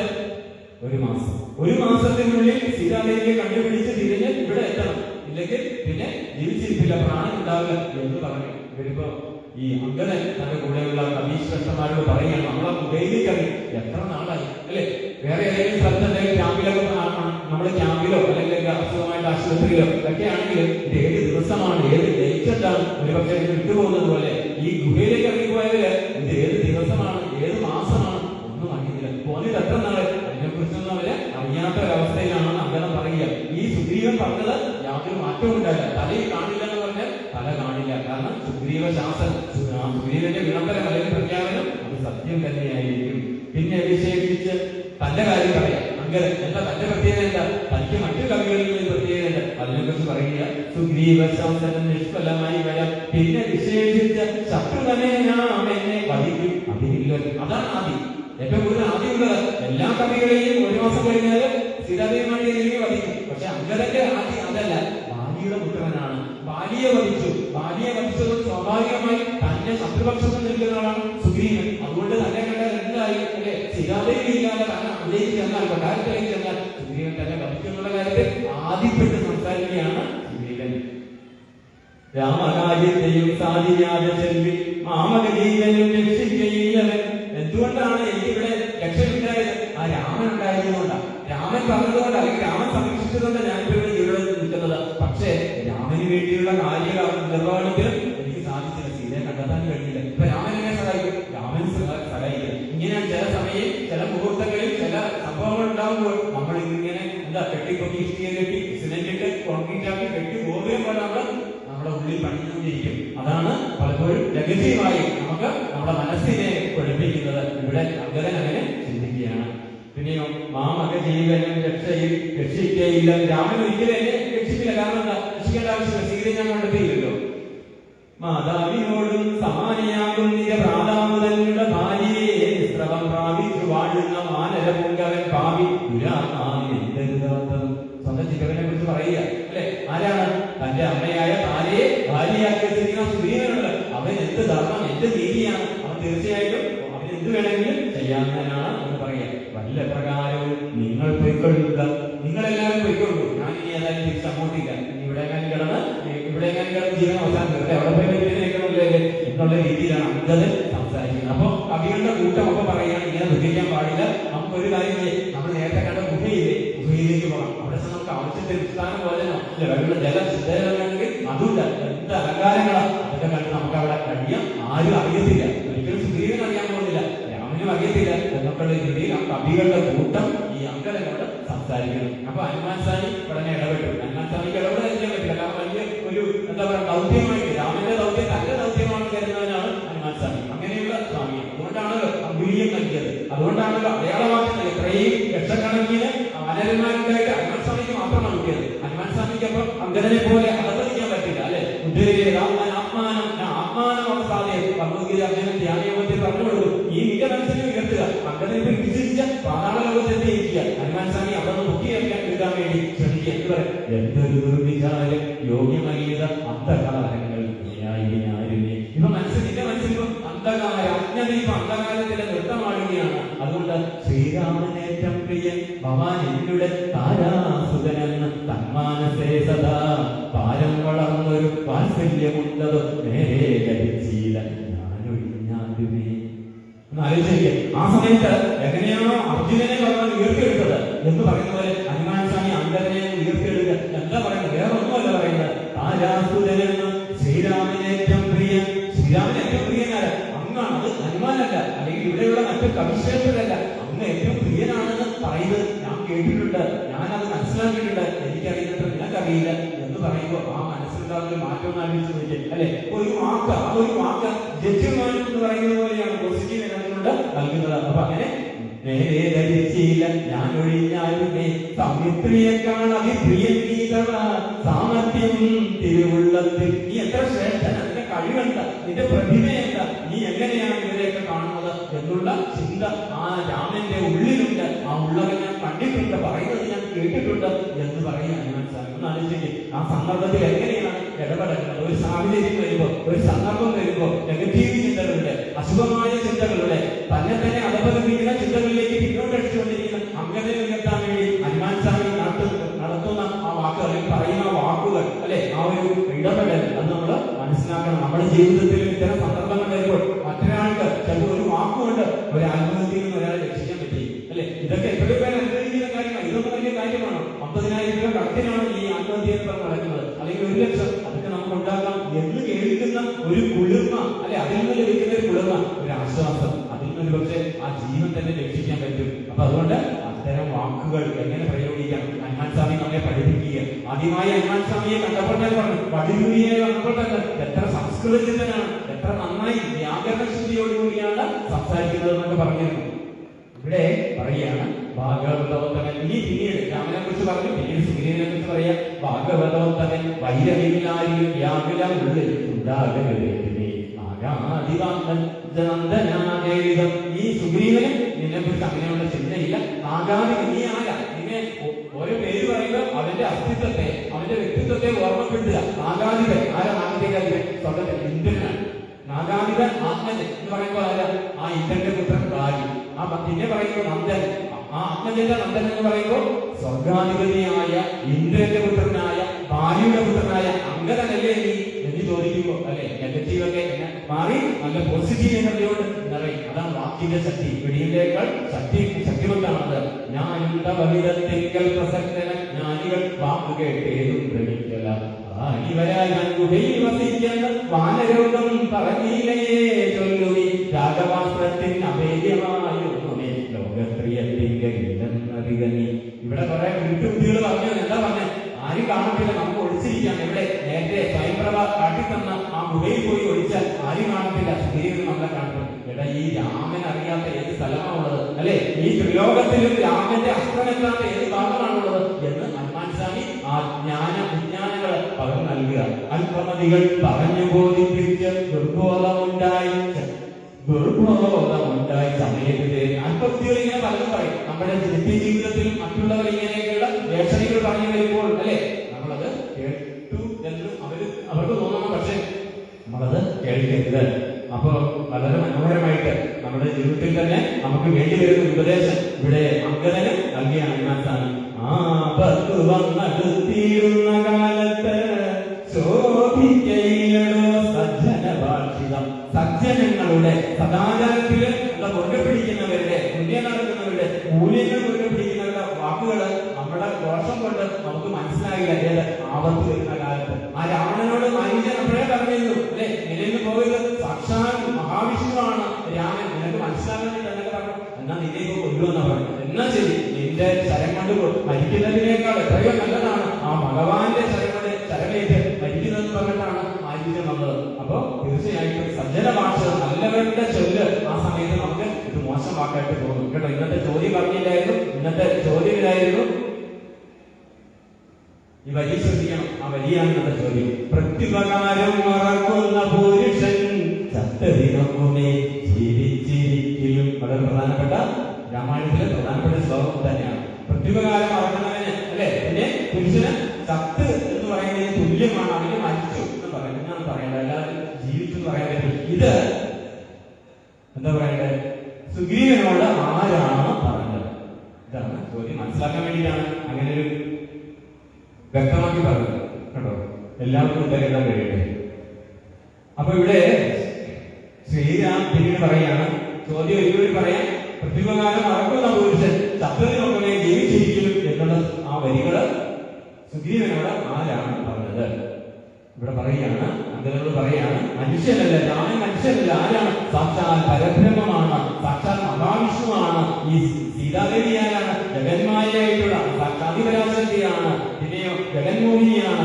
ലക്ഷ്മണനായ ആദിശേഷനാണ് എന്നൊക്കെയുള്ള കഥകളൊക്കെ എന്താണോ അതിന്റെ സത്യം എന്താണോ അത് പറഞ്ഞു കൊടുക്കുകയാണ്. വൃത്യവർഗം നാം പരിചരിച്ചിടുവാൻ ഭദ്രനിയോഗേന വാനരവേഷമായി പൃഥ്വിയിൽ വന്ന് പിറന്നിരിക്കും. നമ്മുടെ ആരാ? ഈശ്വരാംശമുള്ളവരാ. നമ്മള് ശരിക്കും പറഞ്ഞാല് ദേവതകളൊക്കെ തന്നെയാണ്. ആ ദേവന്മാര് ഇവിടേക്ക് വന്നതിന് വേണ്ടിയാണ്. ബ്രഹ്മാവിന്റെ പ്രാർത്ഥനയനുസരിച്ച് ഭഗവാന്റെ അനുഗ്രഹമാണ്. എല്ലാവരും ദേവതകളെല്ലാം ഇവിടെ രാമന്റെ സഹായത്തിന് വേണ്ടി വന്ന് പിറകട്ടെ. അങ്ങനെയുള്ള ദേവതകളാണ് അംഗദ, നമ്മളല്ല. അല്ലാതെ നമ്മളെ ഈ മധുരന്മാരുമല്ല. യഥാർത്ഥ അതിന്റെ സ്വത്വമെല്ലാം പറഞ്ഞു കൊടുക്കുന്നു. വൈകുണ്ഠലോകം ജനിച്ചു വാണിടുവാൻ വൈകേണ്ടതേടുന്നീടുനി അംഗദന ഒളിവണ്ണം പവനാമജൻ മംഗലവാക്കുകൾ ചൊല്ലി പലതരം ആശ്വസിപ്പിച്ചിടൻ വിദ്യാചലം പൊക്കും. കാശിനി പുത്രിയെ നോക്കി നോക്കി ധൃതം. ആ മുനിപുത്രിയായിട്ടുള്ള സീതാദേവിയെ നോക്കി അവരുടെ യാത്ര തുടങ്ങുക. കുക്കുമീന്ദ്രാചലേന്ദ്രപദം മുതൽ ദുസ്തരമേറ്റം അഗാധം ഭയങ്കരം ദുഷ്പ്രാപം ആലോക്യ മക്കള സഞ്ജയം വൃദ്ധാരി പുത്രാത്മജാതികളൊക്കെയും ത്രസ്തരായ വ്യാകുലം പൂണ്ടിരുന്നിട ചിന്തിച്ചു മന്ത്രിച്ച് ധന്യോനും എന്തി ചെയ്വത് സന്തതോർക്കണ ഗർഭരം കുക്കു പരിഭ്രമിച്ചത്രയും വിഭുരന്മാരായി കഴിഞ്ഞു മാസം തണ്ടാരി മാതാവിനെ കണ്ടീല നാം ദശ കണ്ഠനെയും കണ്ടു കിട്ടിയില്ല പുത്രജി. അപ്പൊ അവരവസാനം ഒരു നദി സമുദ്രത്തിന്റെ അടുക്കിലേക്ക് എത്തിയപ്പോഴത്തേക്ക് വലിയ എന്താ പറയുക, തെക്കോട്ട് എല്ലാവരും തെക്കോട്ട് വയ്ക്കണം. അവസാനം സമുദ്രം കിടക്കുന്ന കാര്യങ്ങളപ്പോ ആശങ്കയോടുകൂടി അവര് സംസാരിക്കുകയാണ്. സുഗ്രീവനും കൃഷ്ണദണ്ഡനത്രേതുലോ നിഗ്രഹിച്ചിടും അവൻ നമ്മെ നിർണയം വൃദ്ധനായുള്ള സുഗ്രീവൻ വധിക്കയിൽ നിത്യോപവാസേന നിർത്തിഭവിപ്പത് മുട്ടിക്ക് നല്ലൂ നമുക്ക് പാർത്തോണം എന്ന് പറഞ്ഞാല് തിരിച്ച് സീതാദേവിയുമായിട്ട് എന്തിനെങ്കിലും സുഗ്രീവൻ മതി. എന്നാ പിന്നെ എന്ത് ചെയ്യാം? എന്നാ പിന്നെ നമുക്ക് ഒരു കാര്യം ചെയ്യാം, ഇവിടെ കിടന്ന് ഈ തീരത്ത് കിടന്ന് സമുദ്രതീരത്ത് കിടന്ന് നമുക്ക് ഉപവസിക്കാം, ഭക്ഷണം കഴിക്കാതെ നമുക്ക് അങ്ങനെ അല്ലെ, അങ്ങനെ നമുക്ക് നമ്മുടെ ശരീരത്തെ ഉപേക്ഷിക്കാം. അതാണ് നല്ലത്. അവിടെ ചെന്ന് ആ ക്രൂരനായിട്ടുള്ള സുഗ്രീവന്റെ ശരം അല്ലെങ്കിൽ അവന്റെ വാളിനെ ഏതൊക്കെ നല്ലത് ഇതാണ് എന്ന് പറയുന്നു. അങ്ങനെ നിൽക്കുന്ന സമയത്ത് അപ്പോൾ മഹേന്ദ്രാചലേന്ദ്ര ഗുഹാന്തര ആ മഹേന്ദ്ര പർവ്വതത്തിന്റെ ആ ഗുഹയില് പുറത്തു പതുക്കെപ്പുറത്ത് ഒരു വലിയ കഴുകൻ പുറത്തേക്ക് വന്നു. വൃദ്ധനായുള്ള ഗൃദ്രപ്രവരനും പൃഥ്വീധര പ്രവരോത്തുങ്കരുവനെ പർവ്വതം പോലെ തോന്നിക്കുന്ന ആ രൂപം കഴുകൻ ദൃഷ്ടുവാപരക്കെ കിടക്കും കവികളെ കൃത്യമാണ് പറഞ്ഞത് ഗൃദ്രകുലാധിപൻ. ശരിക്കും ആ സമയത്ത് ദർഭപുലികൾ പിടിച്ചിരിക്കുക. ഈ ദർഭ ഇങ്ങനെ പിടിച്ചിട്ട് അതിൽ കിടക്കുകയാണ് മാനരന്മാരിൽ എന്തിനു വേണ്ടി? ഇനി നമുക്ക് എങ്ങനെയെങ്കിലും നമ്മുടെ ജീവൻ കഴിയാമെന്ന് പറഞ്ഞ് കിടക്കുക. ആ സമയത്ത് ഈ കവികളെ നോക്കിയിട്ട് ഈ കവികൾ പറയുകയാണ്, എന്താ പറയുന്നത്? ഭക്ഷമില്ലാതോ എനിക്ക് ദൈവം ഭക്ഷണം തന്നത് ഭാഗ്യമല്ലോ. എനിക്ക് പറന്നു പോയി എവിടെയെങ്കിലും ചെന്ന് ചികിത്സിക്കുന്ന ഭക്ഷണം കണ്ടെത്താൻ പ്രയാസമാണ്. പക്ഷങ്ങളില്ല. പക്ഷങ്ങൾ ഉള്ളതുകൊണ്ടാണല്ലോ നേരത്തെ പറഞ്ഞു, പക്ഷങ്ങൾ ഉള്ളതുകൊണ്ടാണ് പക്ഷിയായത്. പക്ഷെ ഇപ്പൊ ഭക്ഷണമില്ലാത്തവൻ. അപ്പൊ അതുകൊണ്ട് എനിക്ക് ഭക്ഷണം സമ്പാദിക്കാൻ വളരെ പ്രയാസകരമാണ്. ഈശ്വരൻ എനിക്ക് എന്താ വന്നിരിക്കുന്നത്? എന്റെ മുന്നിൽ നിരത്തിയിരിക്കുക. ഭക്ഷണത്തെ ഇങ്ങനെ കവിവരന്മാരെല്ലാം കൂടെ നിരന്ന് കിടക്കുക. അതുകൊണ്ട് എന്റെ മുന്നിൽ നിന്ന് ആ ഭക്ഷണത്തെ വിളക്കി വെച്ചിരിക്കുന്ന വേണ്ടിയില്ലേ സംപ്രീതി പൂണ്ട് ഭക്ഷിക്കാമാക്കി കേട്ട് മക്കളൗടമ്പരായി അന്യോന്യം ആശുപത്രിയിൽ. അപ്പൊ ഇത് കേട്ടപ്പോൾ ഈ ശബ്ദം കേട്ടോ, ഈ സംസാരം കേട്ടപ്പോൾ നമ്മുടെ മക്കളന്മാര് അവര് മാറ്റക്കൂട്ടം എന്താ പറയുന്നത്? സത്വരം കൊത്തി വിഴുങ്ങുമെല്ലാരി ഇഷ്ടലം നാം മരിച്ചിടുമാറായി. തീർച്ചയായിട്ടും നമ്മളിപ്പോ ഒത്തിരി നമ്മളെ ഇല്ലാതാക്കും. നമ്മളെ ഇനി ഉണ്ടാവില്ല. നമ്മള് മരിക്കാൻ പോവുകയാണ്, അല്ലെങ്കിൽ നമ്മളെ കൊല്ലാൻ പോവുകയാണ്. കൽപ്പിതമാർക്കും തടുക്കരുത്തിരി. അങ്ങനെയാണെങ്കിൽ പിന്നെ എന്ത് ചെയ്യാൻ പറ്റും? അങ്ങനെ തന്നെ നടക്കട്ടെ എന്ന് പറയുകയാണ്. കർമ്മദോഷങ്ങൾ പറയാമതെന്തോ രാമകാര്യത്തെയും സാധിച്ചതില്ല. രാമന്റെ കാര്യം സാധിച്ചോ? സീതാദേവിയെ കണ്ടെത്താൻ പറ്റിയോ? കണ്ടെത്താൻ എവിടെയാണെന്ന് അറിയാൻ പറ്റില്ല. കണ്ടെത്താൻ ഒന്നും പറ്റിയില്ല. സ്വാമിയുടെ ഹിതവും വന്നതില്ലല്ലോ. ഗർത്തം ഇവനാ മരിക്കുന്നു വന്നതും എത്രയും പാപികളാകെ തന്നെ. നമ്മൾ വളരെ പാപികളാണ്. കാരണം രാമയെ വാക്കു കൊടുത്തിട്ട് വന്നതാ. അത് നമുക്ക് പാലിക്കാൻ കഴിയില്ല. അതുകൊണ്ടാണ് ഈ കഴുകൻ അല്ലെങ്കിൽ ഈ ക്രൂരജന്തുവിന്റെ ഇരയായിട്ട് നമ്മൾ മാറുന്നത്. നമ്മൾ പാപികളായതുകൊണ്ടാണ് ഈ വാനര സംഘം പറയുകയാണ്. നിർമ്മലനായ. അപ്പൊ എന്നിട്ട് അവര് പഴയ കാര്യം ഓർക്കുകയാണ്. അവര് സ്മരിക്കുന്നു. ആരെ സ്മരിക്കുന്നു? നിർമ്മലനായ ധർമാത്മാ ജടായുധൻ നന്മയോടോളം പറയാമതല്ലോ.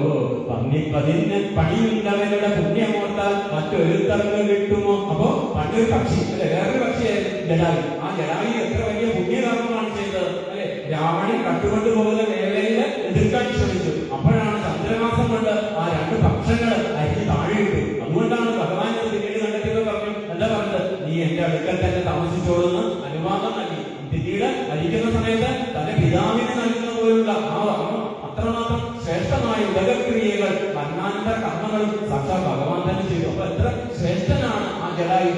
ഇതാ വേറൊരു പക്ഷി ഈ കഴിയ ക്രൂരൻ എന്നൊക്കെയുള്ള രീതിയിൽ സംസാരിക്കുകയാണ്. പക്ഷി എന്നാകിലും പക്ഷിയായിട്ട് പോലും ആ ജടായുവിന് മോക്ഷം ലഭിച്ചു. ഒന്ന് ഓർക്കണം, മോക്ഷം ലഭിച്ചത് പക്ഷീന്ദ്രവാഹന വിഗ്രഹ പക്ഷീന്ദ്രവാഹന. ആരെ പക്ഷീന്ദ്രവാഹന? ഗരുഡപ്പുറത്ത് നടക്കുന്നത് സാക്ഷാൽ മഹാവിഷ്ണുവിന്റെ അനുഗ്രഹം ആ പക്ഷിയായിട്ടുള്ള ഒരു ജടായുവിന് ലഭിച്ചു. വാനരമാക്ഷിതം കേട്ടു. അപ്പോ ഇത്രയും നേരത്തെ സംസാരിച്ചുകൊണ്ടിരുന്ന ആ കഴുകൻ എന്താണ്? കഴുകൻ പറയുകയാണ്, നിങ്ങൾ ആരെ കുറിച്ചാണ് പറയുന്നത്? ജടായു എന്നൊക്കെ പറയുന്നത് എന്റെ മനസ്സിന് എന്റെ കാതുകൾക്ക് ഏറെ മാധുര്യം പകരുന്ന വാക്കുകളാണല്ലോ നിങ്ങൾ പറയുന്നത്. കാരണം എന്താ? ജടായുവിന്റെ സഹോദരനായ സമ്പാദിയായിരുന്നു ഈ കഴുകരാജൻ. കർമ്മദീയൂഷ സമാനം ആ വാക്കുകൾ സ്വന്തതായിരുന്നു ജടായുവൻ ഇങ്ങനെ. നിങ്ങളാരെന്തു പറയും തന്നോരും ഇങ്ങു വരി ഭയപ്പെടായി കേതുമേ. ഇപ്പൊ തന്നെ ഭക്ഷിച്ചു തീർക്കുമെന്ന് കരുതിയ കഴുകൻ പറയാം, നിങ്ങൾ ഭയപ്പെടേണ്ട, നിങ്ങൾ ഇത് വരും. നിങ്ങൾ ഇടയ്ക്ക് പറഞ്ഞില്ലേ ജടായു എന്നൊക്കെ പറഞ്ഞു. അതെനിക്ക് ഏറെ ആനന്ദം നൽകുന്നതാണ്. ഉംബർഗോൻ പൗത്രനും അൻപോടത് കേട്ട്. ഉംബർഗോൻ എന്ന് പറയുമ്പോൾ ഇന്ദ്രനാണ്. ഇന്ദ്രന്റെ പൗത്രൻ എന്ന് പറയുമ്പോൾ ബാലിയുടെ പുത്രനായ അങ്കദൻ. ഉംബർഗോൻ പൗത്രനും അൻപോടത് കേട്ട് സമ്പാദികളുടെ മാറു ചെന്നോജലോചനന്റെ പാദപങ്കജൻ സമ്പാദ്യം സമ്മോദം കൊണ്ട് ചൊല്ലി ഞാൻ. സൂര്യകുലജാതനായ ദശരഥനായ പുത്രൻ മഹാവിഷ്ണു നാരായണൻ പുഷ്കരനേത്രനാം രാമൻ തിരുവഴി ലക്ഷ്മണനായ സഹോദരൻ. ആ കഥ നമുക്കറിയാം, അത് വിശദീകരിക്കേണ്ട കാര്യമില്ല. ഇവിടെ എന്താ പറയണ്ടേ, നമ്മളെ സമ്പാദിക്കാൻ മനസ്സിലാകുന്നത് അങ്കദൻ ആ കഥ പറയുകയാണ്. എവിടെ വരെ പറയുന്നു? രാമനെ കണ്ട് വൃത്താന്തം അറിയിച്ചു രാമസായുജ്യം ലഭിച്ചത് ഭാഗ്യവാൻ. അങ്ങനെയാണ് രാമസായുജ്യം ലഭിച്ചു. ആ ജടായുവിന് ലഭിച്ച ആ കഥ അതുവരെയുള്ള കാര്യങ്ങളൊക്കെ ലക്ഷം കവിവരന്മാരെ ഓരോ ദിശി ദക്ഷിണ ദിക്കിന് പോകുന്നത്. ഓരോ ദിക്കിലേക്കും ലക്ഷക്കണക്കിന് വാനരന്മാരെ വെച്ചു ഞങ്ങൾ വന്നത് ദക്ഷിണ ദിക്കിനാണ്. ഇതേപോലെ വടക്കോട്ട് കിഴക്കോട്ട് പടിഞ്ഞാറോട്ട് എല്ലാ ദിക്കിലേക്കും പോയിട്ടുണ്ട് വാനര സംഘം എന്നൊക്കെ പറഞ്ഞു കേൾപ്പിച്ചു. പാതാള കൊടുപ്പ് വാസരം പോയതും ഏത് മറിഞ്ഞില്ല ഞങ്ങളതുകൊണ്ട് ഗർഭവിരിച്ചു കിടന്നു മരിപ്പതിന് അപ്പോൾ ഭവാനിയും കണ്ടു കിട്ടിയവർ. ഞങ്ങൾ ആ ഗുഹയിലേക്ക് ഇറങ്ങിപ്പോയപ്പോൾ ഇത് ഞങ്ങളുടെ ഞങ്ങളുടെ ബോധം പോയി. ഞങ്ങൾക്ക് ദിവസം അറിയത്തില്ല, ആഴ്ച അറിയത്തില്ല, മാസം അറിയത്തില്ല, എത്ര കാലമായി വന്നിട്ട് അറിയത്തില്ല. ഒരുപാട് സമയം കഴിഞ്ഞു പോയിരിക്കും. തിരികെ ചെല്ലാനും പറ്റില്ല, കാരണം സീതാദേവിയെ കണ്ടിട്ടില്ല. അതുകൊണ്ട് ഏതാനും അറിഞ്ഞിട്ട് നീയെങ്കിലോ സീതാ ശേഷം പറഞ്ഞു തരണം. നിനക്ക് എന്തെങ്കിലും അറിയെങ്കിൽ നീ വലിയ ആകാരമാണ്, വലിയ ആകൃതിയോട് കൂടിയനാണല്ലോ. അതുകൊണ്ട് എന്തെങ്കിലും ഇവരെ അതേക്കുറിച്ചുണ്ടെങ്കിൽ എന്ത് ചെയ്യണം? ഞങ്ങൾക്കൊന്ന് പറഞ്ഞ് രക്ഷിക്കണം. ഞങ്ങളുടെ പരമാർത്ഥ വൃത്താന്തങ്ങൾ ഇങ്ങനെയുള്ളൂ. നീ അറിഞ്ഞീടോ താരേ വാക്കുകൾ. താരയുടെ പുത്രനായിട്ടുള്ള അങ്കദന്റെ, ബാലിയുടെ പുത്രനായ അങ്കദന്റെയും വാക്കുകൾ കേട്ട് സമ്പാദി അപ്പൊ പറയുകയാണ്. എന്താ സമ്പാദി പറയുന്നത്? ഇഷ്ടനാം പ്രാധാന്യനിക്ക് ജഡായു ഞാൻ ഒട്ടുനാടുണ്ടവനോട് പിരിഞ്ഞതും ഇന്നും അനേകായിരം വത്സരം കൂടി ഞാൻ എന്നുടെ സഹോദരൻ വാർത്ത കേട്ടു. എത്ര ആയിരം വർഷങ്ങൾക്ക് ശേഷമാണ് എന്റെ പ്രിയപ്പെട്ട സഹോദരൻ ജഡായുവിനെ കുറിച്ച് ഞാൻ അറിയുന്നത്, കേൾക്കുന്നത്. എനിക്കൊന്ന് സന്തോഷമായി എന്നറിയുമ്പോൾ എനിക്ക് വളരെ സന്തോഷമായി. എന്നുടെ സഹോദരനായി ഉദകപ്രിയ എന്നെ എടുത്തു ജലാന്തികയെ കൊണ്ടുപോയി. വളരെ അവശതയിലേക്കാണ് ഈ സംവാദം. അതുകൊണ്ട് പറയുകയാണ്, വാനര സംഘത്തോട് ആവശ്യപ്പെടുകയാണ്, സമുദ്രതീരത്തേക്ക് എന്നെ കൊണ്ടുപോകണം. അവിടെ കൊണ്ടുപോകുന്നു വാനരന്മാർ. അപ്പോൾ തന്റെ സഹോദരന് വേണ്ടിയിട്ടുള്ള ആ ഉദകക്രിയകളെല്ലാം പൂർത്തീകരിക്കുന്നു. അങ്ങനെ ഉദകക്രിയകൾ നിർവഹിക്കുന്നു. നമ്മുടെ ചോദ്യം ഇതായിരുന്നു, എന്താ പറയണ്ടേ? ശരിക്കും പറഞ്ഞാല് മനുഷ്യന് നന്മ ചെയ്യുക എന്ന് പറഞ്ഞാൽ, അല്ലെ, നന്മ ചെയ്യുന്നതും തിന്മ ചെയ്യുന്നതും ഒരുപാട് വ്യത്യാസം. നന്മ ചെയ്യുക എന്ന് പറഞ്ഞാൽ പലപ്പോഴും ഒരു ജീവൻ നൽകുക. അതുമായിട്ട് ബന്ധപ്പെട്ട് നമ്മുടെ രാമായണത്തിലെ പ്രധാനപ്പെട്ട വരിയാണ് പ്രത്യുപകാരം മറക്കുന്ന പുരുഷൻ. എന്താ പറയുന്നത്? ചത്തതിനൊന്നുമേ ജീവിച്ചിരിക്കും. ചത്തതിനൊന്നും പിന്നെ അവൻ ജീവിച്ചിട്ട് കാര്യമില്ല. അത് സുഗ്രീവനോട് ആരാണ് പറഞ്ഞതെന്നായിരുന്നു നമ്മുടെ ചോദ്യം. അപ്പൊ ഇവിടെ പറയുകയാണ്, എന്താ പറഞ്ഞത്? കർണവിഭൂഷമായിട്ടുള്ള വാക്കുകൾ എന്നതാരും ചോദിച്ചു, അതിന് മറുപടി പറഞ്ഞു. അങ്ങനെ പറയുന്നതിടയ്ക്ക് സമുദ്രതീരത്തേക്ക് കൊണ്ടുപോകാൻ പറഞ്ഞു. ഉദകക്രിയകൾ ചെയ്തു. അതൊക്കെ ചെയ്തിട്ട് വളരെ സന്തോഷവാനായിട്ടുള്ള സമ്പാദി, സ്വസ്ഥനായ സമ്പാദി ജാനകി തങ്ങളുടെ വൃത്താന്തമാശു പറഞ്ഞു തുടങ്ങി. ഞാൻ വൃത്താന്തം പറയുക എന്താണ്? സീതയെ കുറിച്ച് അറിയാൻ ആഗ്രഹം പ്രകടിപ്പിച്ച അങ്കദനോടും അതിന് കാത്തിരിക്കുന്ന കവിസഞ്ജയത്തോടും പറയുകയാണ്. തുങ്കമായിടും ത്രികൂടാചലോപയിൽ ലങ്കാപുരിയുണ്ട് മധ്യേ സമുദ്രമായി തത്ര മഹാശോകാനനെ ജാനകി അത്തഞ്ജലീജന മധ്യേ വസിക്കുന്നു. ത്രികൂട പർവ്വതത്തിൽ, ആ സമുദ്രത്തില് ലങ്കാപുരിയുണ്ട്. ത്രികൂട പർവ്വതത്തിലാണത്. ആ ലങ്കാപുരിയില് അശോകവനിയില് എന്താ മറ്റു രാക്ഷസിമാരുടെ നായികജനങ്ങളുണ്ടല്ലോ, രാക്ഷസികളുണ്ടല്ലോ, ആ രാക്ഷസികളുടെ മധ്യത്തിലായിട്ട് വളരെ ശോകമാർന്ന അശോകവൃക്ഷത്തിന്റെ ചുവട്ടിൽ ഇരിപ്പുണ്ടായത്. കാരണം എന്താ? കഴുകരാജനാണ്. വളരെ ഉയർന്ന് കാണാൻ പറ്റും. ഈ കഴുകന്മാർക്കുള്ള പ്രത്യേകത വളരെ ഉയരത്തിൽ കാണാനും ഭൂമിയിലുള്ള ചെറിയൊരു മത്സ്യത്തെ കണ്ട അല്ലെങ്കിൽ ചെറിയ കാര്യങ്ങളെ പോയി പെട്ടെന്ന് ഇരകളെ പെട്ടെന്ന് തിരിച്ചറിയാൻ പറ്റും. കഴുക കണ്ണെന്ന് പറയുന്നത് അതുകൊണ്ടാണ്. അപ്പൊ വളരെ ദൂരെ അറിയാൻ പറ്റും. ഉയർന്ന ആകൃതിയായതുകൊണ്ട് വളരെ ദൂരെ നിന്ന് അത് മനസ്സിലാക്കിയിട്ട് അത് പറഞ്ഞു.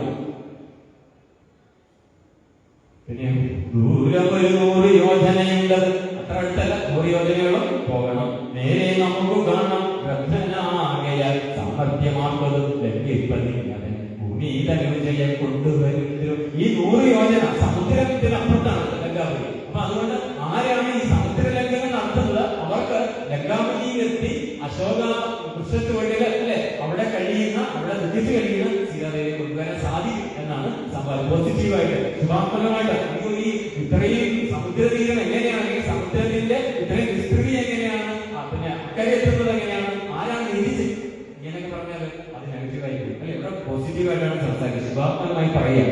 ഭൂമിയിലനുജയം കൊണ്ടുവരും, നിശ്ചയമായിട്ടും കൊണ്ടുവരാൻ സാധിക്കും എന്നാണ് പറയുന്നത്. വിചാരിച്ച് പരിശ്രമിച്ചാൽ നടക്കും. അതാണ് ഒരാളെ മുന്നോട്ടുള്ളത്. പരിശ്രമിക്കാൻ നടക്കും.